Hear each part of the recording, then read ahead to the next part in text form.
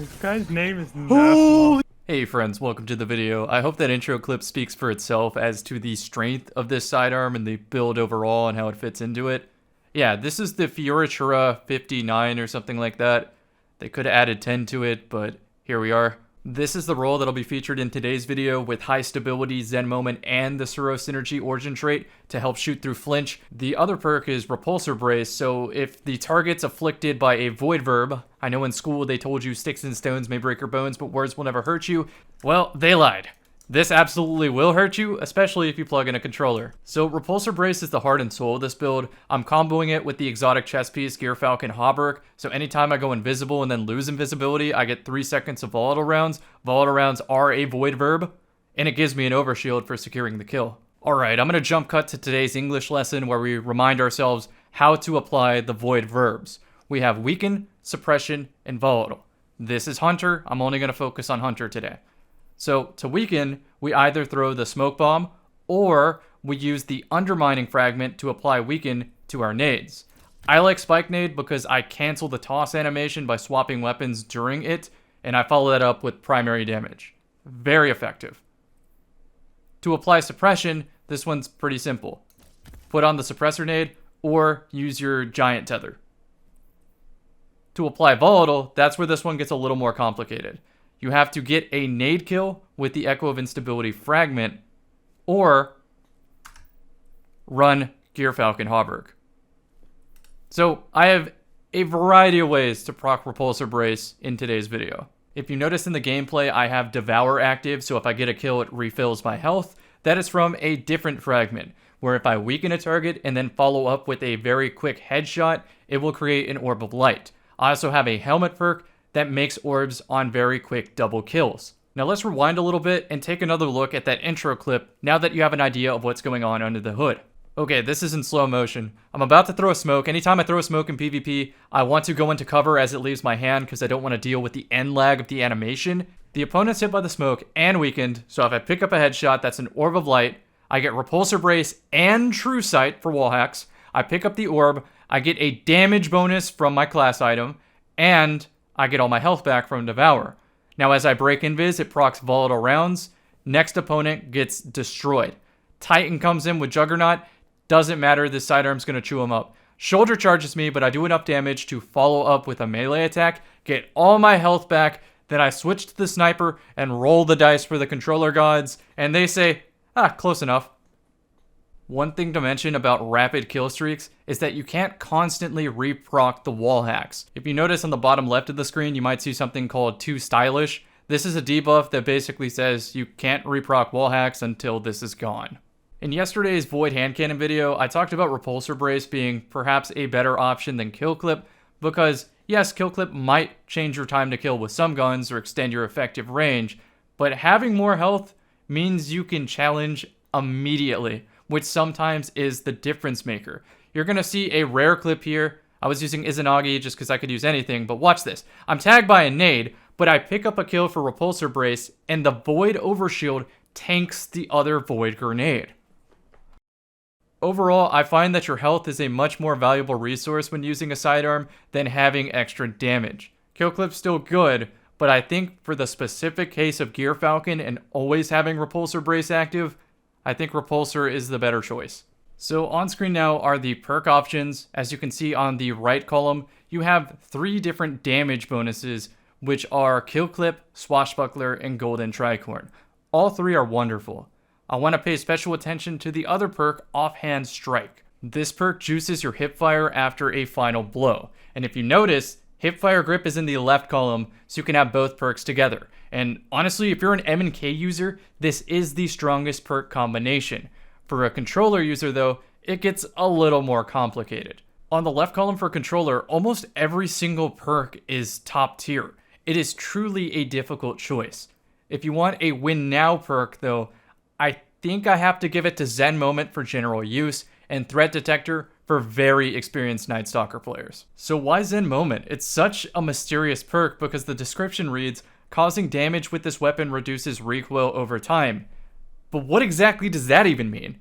I do a podcast every other week with other Crucible scientists. It's called Firing Range, and occasionally we have a Destiny developer on there to answer our under-the-hood sandbox questions. And at one point, Zen Moment got brought up as a topic.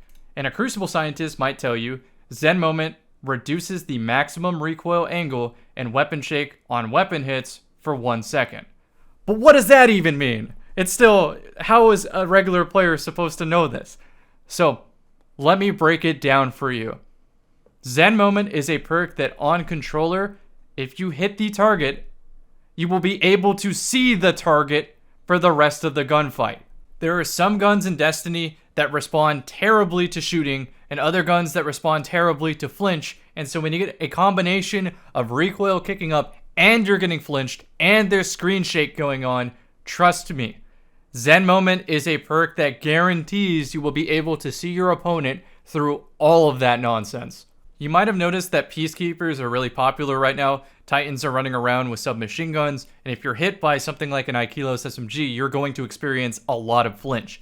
In fact, with the engagement range sometimes, they will slide to their left, your right, and sometimes the gun model itself will hide them as they slide, and as you try to find the target again through flinch, you will lose the Titan in the gunfight depending on where they strafe.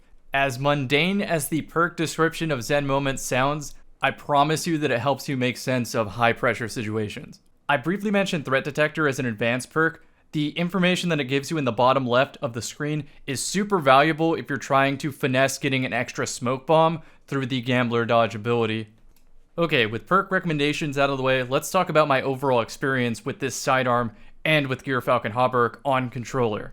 I've already tried a similar build to this with Shayura's Wrath submachine gun on mouse and keyboard, and it did very well. It kept up with Peacekeeper Titans with the caveat that I had to get that first kill, but against really good teams, they would never allow themselves to be the first kill, so it kind of fell off.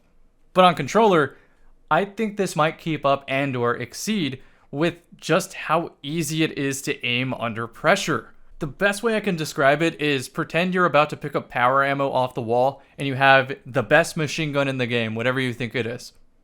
That confidence that I would have on mouse and keyboard, I have on controller at base with this sidearm, with how easy it is to shoot under pressure.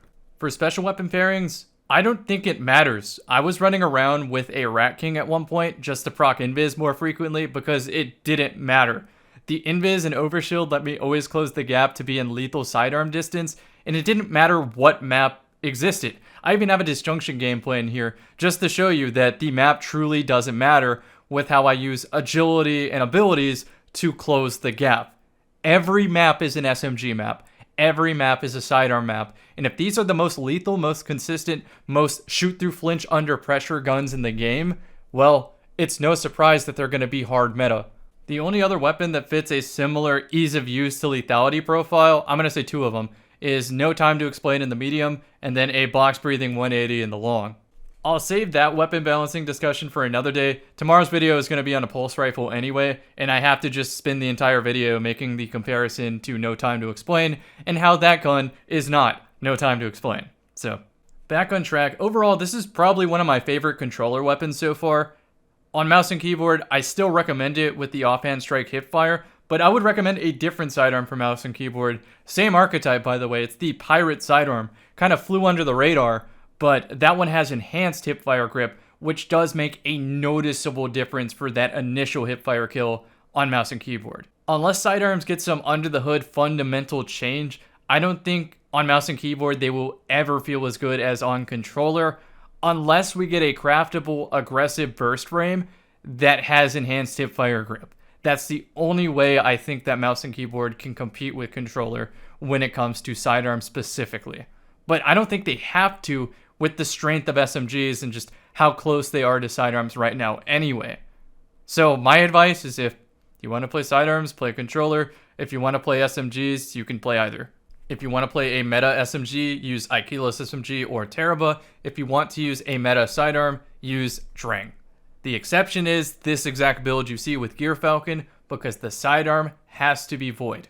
Yes, you can also use Brass Attack's aggressive burst, but that one's a lot harder to get.